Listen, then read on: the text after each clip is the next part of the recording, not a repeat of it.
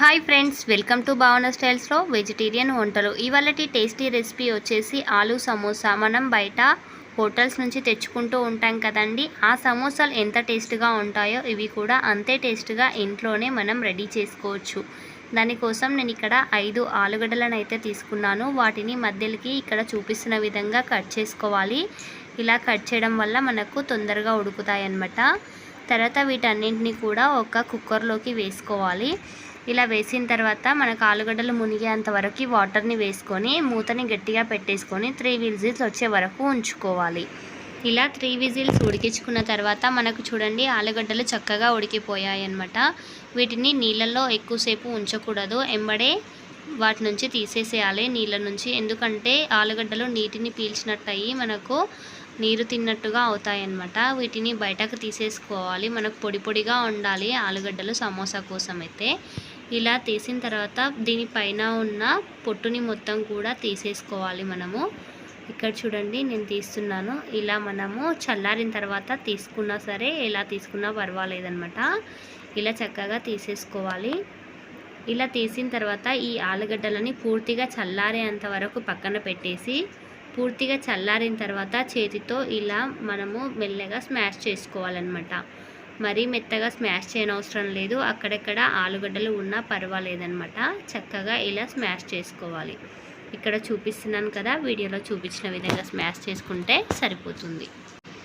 ఇప్పుడు మనం ఒక ప్యాన్ పెట్టుకొని అందులోకి 2 టేబుల్ స్పూన్ల వరకు ఆయిల్ని వేసుకోవాలండి. ఆయిల్ కొంచెం హీట్ ఎక్కనివ్వాలి.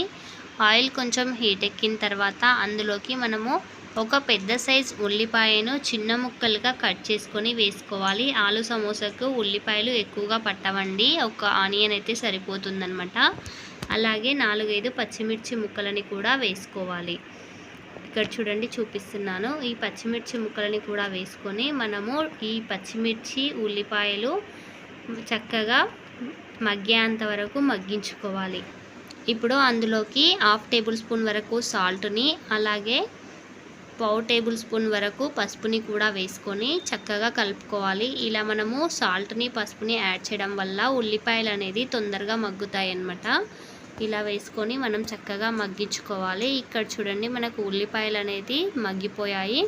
ఇలా మగ్గిన తర్వాత అందులోకి మన రుచికి సరిపడినంత కారాన్ని వేసుకోవాలి. ఇక్కడ నేనైతే 1 టేబుల్ స్పూన్ వరకు కారాన్ని వేసుకున్నాను. ఇలా కారం వేసుకున్న తర్వాత దానికి సరిపడినంత సాల్ట్ని కూడా కొంచెం వేసుకోవాలన్నమాట. ఇంతకుముందు మనం వేసాం కాబట్టి కొద్దిగా వేసుకోవాలి.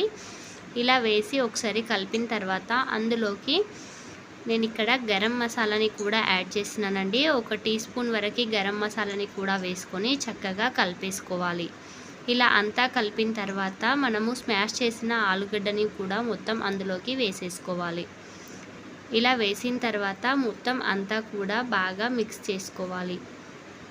మనకు ఇది ఆలుగడ్డ మగ్గాల్సిన పని లేదండి, ఎందుకంటే ఆల్రెడీ ఉడికింది కాబట్టి చక్కగా ఆ మసాలా మొత్తం దీనికి పట్టేస్తే సరిపోతుందన్నమాట. ఇలా చక్కగా కలుపుకొని గ్యాస్ ఆఫ్ చేసుకొని మూత పెట్టుకొని పూర్తిగా చల్లారేంత వరకు ఈ స్టఫ్ని పక్కన పెట్టేసుకోవాలి.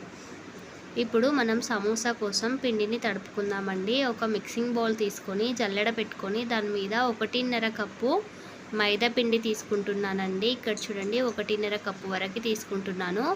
మీరు మైదా ప్లేస్లో గోధుమ పిండిని వాడుకోవచ్చు, కానీ మనకు హోటల్ స్టైల్ అయితే రాదనమాట. మనకు గుల్లలాగా రావాలి అంటే మైదా పిండి వాడుకుంటేనే టేస్ట్ అనేది చాలా బాగుంటుంది. ఇలా తీసుకున్న తర్వాత అందులోకి 1 టీ స్పూన్ సాల్ట్ని, 1 టీ స్పూన్ వామని కూడా వేసుకొని చక్కగా ఒకసారి కలిపేసుకోవాలి. ఇక్కడ చూడండి కలుపుతున్నాను. ఇలా కలిపేసుకున్న తర్వాత మనము వేడి చేసిన నూనెను ఒక 2 టేబుల్ స్పూన్ల వరకు వేసుకోవాలి. ఇలా వేయడం వల్ల సమోసా అనేది గుల్లలాగా చాలా బాగా వస్తాయి అన్నమాట. ఇలా వేసి ఒకసారి కలిపేసుకోవాలి. కలిపిన తర్వాత మనము చేతితో చక్కగా నూనె అంతా పిండికి పట్టేలా బాగా కలుపుకోవాలి. ఇప్పుడు కొద్దిగా వాటర్ని వేసుకుంటూ చపాతీ ముద్దలా తడుపుకోవాలి. మరీ సాఫ్ట్గా తడపకూడదండి. మనకు సమోసాకి పిండి కొంచెం గట్టిగానే ఉండాలి. మరీ సాఫ్ట్గా తడిపితే మనకు సమోసా చేసేటప్పుడు కష్టమవుతుంది. ఇక్కడ వీడియోలో చూపిస్తున్న విధంగా తడుపుకుంటే సరిపోతుందన్నమాట. ఇప్పుడు ఈ పిండిని మూత పెట్టి ఒక 10 నిమిషాలు పక్కన పెట్టేసేయండి. 10 నిమిషాల తర్వాత దీన్ని చక్కగా ఒకసారి మళ్ళీ కలుపుకోండి. ఇలా కలపడం వల్ల మనకు సాఫ్ట్గా వస్తుందన్నమాట. ఇప్పుడు చిన్న చిన్న బాల్స్ లాగా తీసుకొని మనము చక్కగా వాటిని ఉండలుగా కట్టుకోవాలి. ఇక్కడ చూపిస్తాను చూడండి. ఇలా అన్నింటినీ కూడా మనము ఎన్నైతే అవుతాయో అన్నీ సేమ్ సైజ్గా బాల్స్ తీసుకొని చక్కగా ఇలా ఉండలు చుట్టేసుకోవాలి. తర్వాత ఒక చెక్కని తీసుకొని మనం చక్కగా చపాతీలు తాల్చుకోవడానికి ముందుగా పొడిపిండిలో మనము ఆ బాల్ని డిప్ చేసుకొని చక్కగా తాల్చుకోవాలండి. ఇక్కడ చూడండి, మనము రౌండ్గా తాల్చనవసరం లేదు. మనకు సమోసాల కోసం రౌండ్గా తాలిస్తే సమోసా చుట్టడం కష్టమవుతుంది. కొంచెం పొడువుగా తాల్చుకోవాలండి. ఇక్కడ చూపిస్తున్న విధంగా తాల్చుకోండి. ఇలాగా మందంగా పొడుగు షీట్స్లా మనము తాల్చి తీసుకోవాలన్నమాట. షీట్స్ అనేది పొడువుగా ఉంటే మనకు ఒక షీట్లో 2 సమోసాలు అయితే అవుతాయన్నమాట. ఇక్కడ చూడండి, ఇంకోటి కూడా మీకు తాల్చి చూపిస్తున్నాను. మనం పొడువుగా తాల్చుకోవాలి. ఇలా తాల్చుకుంటే సమోసాకి కరెక్ట్గా వస్తుందన్నమాట. ఇలా అన్ని షీట్స్ని రెడీ చేసుకోవాలన్నమాట. ఇక్కడ చూడండి, అన్ని షీట్స్ని రెడీ చేసుకున్న తర్వాత వీటిని సమానంగా చూసుకొని మధ్యలోకి కట్ చేసుకోవాలండి. ఇక్కడ నేను కట్ చేసి చూపిస్తున్నాను చూడండి. ఇలా కట్ చేస్తే మనకు ఒక షీట్లో 2 సమోసాలు రెడీ అవుతాయి అన్నమాట. ఇక్కడ చూడండి, షీట్స్ అన్నీ కూడా మనకు ఇలా వెళ్తాయి అన్నమాట. మనం పొడిపిండి వేసుకుంటూ పెట్టుకున్నట్లయితే ఈజీగా మనకు వెళ్తాయి.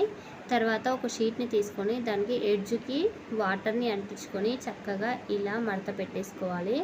అంటించుకోవాలన్నమాట. మనకు హోల్ లేకుండా చూసుకొని అంటించుకోవాలి. తర్వాత మధ్యలో స్టఫ్ని పెట్టుకోవాలన్నమాట. ఇక్కడ చూడండి, స్టఫ్ని ఎక్కువగా పెట్టకుండా మనకు సరిపడినంత పెట్టుకోవాలి. తర్వాత పైన కూడా వాటర్ని అద్ది మధ్యలో మడత పెట్టేసి ఫస్ట్ మధ్యలో అంటించుకొని ఈ సైడ్ ఆ సైడ్ అంటించుకుంటే సమోసాలు అనేది కరెక్ట్ షేప్ అయితే వస్తాయి. చూడండి, ఇలా రావాలన్నమాట మనకు సమోసా షేప్ అయితే. ఇలాగే మళ్ళీ ఇంకోటి కూడా చేసి చూపిస్తాను చూడండి. వాటర్ని ఇలా ఎడ్జ్కి పెట్టేసి మనము చక్కగా ఇలా గట్టిగా నొక్కేసుకొని హోల్ లేకుండా క్లోజ్ చేసుకోవాలి.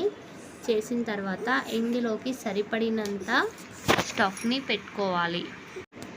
ఇలా పెట్టుకున్న తర్వాత వాటర్తో పైన కూడా చక్కగా రుద్దేసి మధ్యలో ఫోల్డ్ చేసుకుంటే మనకు సమోసా షేప్ అనేది కరెక్ట్గా వస్తుంది. ఇలా ఫోల్డ్ చేసి మధ్యలో ఫస్ట్ జాయింట్ చేసుకోవాలి. తర్వాత ఈ సైడు ఆ సైడు జాయింట్ చేసుకుంటే మనకు చక్కగా సమోసా షేప్ అయితే వచ్చేస్తుంది. ఇలాగే అన్ని సమోసాలని చేసుకున్న తర్వాత ఒక 5 నిమిషాలు పక్కన ఆరబెట్టేయండి. ఎందుకంటే మనం వాటర్ పెట్టాం కాబట్టి ఎంబడే డీప్ చేయకూడదు. ఇక్కడ చూడండి, నూనెని పెట్టేశాను కదా. నూనె మనకు నార్మల్ హీట్ ఉండాలి, మరీ ఎక్కువ హీట్ ఉండొద్దు, అలా అని మరీ తక్కువగా ఉండొద్దు. మనకు నార్మల్ హీట్ ఉన్నప్పుడే మనము ఒక్కొక్కటిగా అన్నింటినీ అందులోకి వేసుకోవాలి. నేను ఇక్కడ ముందు 5 సమోసాలని వేసానండి. నూనెను చూసుకొని వేసుకోండి. ఇలా వేసిన తర్వాత మనం జరసేపు వాటిని కదిలించకుండా వదిలేసి ఆ తర్వాత మనం మెల్లగా గరిటెతో చక్కగా కదిలించుకోవాలన్నమాట. చూడండి, ఇలా మనము ఈ సమోసాలని తక్కువ మంట మీద కాల్చుకోవాలి. ఎక్కువ మంట మీద కనుక ఫ్రై చేసినట్లయితే సమోసాలు అంత టేస్టీగా రావన్నమాట. మంటని తక్కువ ఫ్లేమ్లో పెట్టుకొని డీప్ ఫ్రై చేసుకోవాలి. మనం చక్కగా అటు ఇటు మలుపుకుంటూ గోల్డ్ కలర్ వచ్చేంత వరకు డీప్ ఫ్రై చేసుకోవాలి.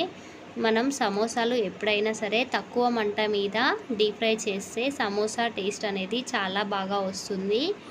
మనకు బయట కొన్న సమోసాలాగే చక్కగా బయట క్రిస్పీగా లోపల స్మూత్గా చాలా బాగుంటుందన్నమాట. మీరు కూడా ఇలాగే తక్కువ మంట మీద గోల్డ్ కలర్ వచ్చేంత వరకు ఫ్రై చేయండి. చూడండి, ఇక్కడ మనకు కొంచెం కొంచెం రంగు రావడం అయితే స్టార్ట్ అయిపోయిందనమాట.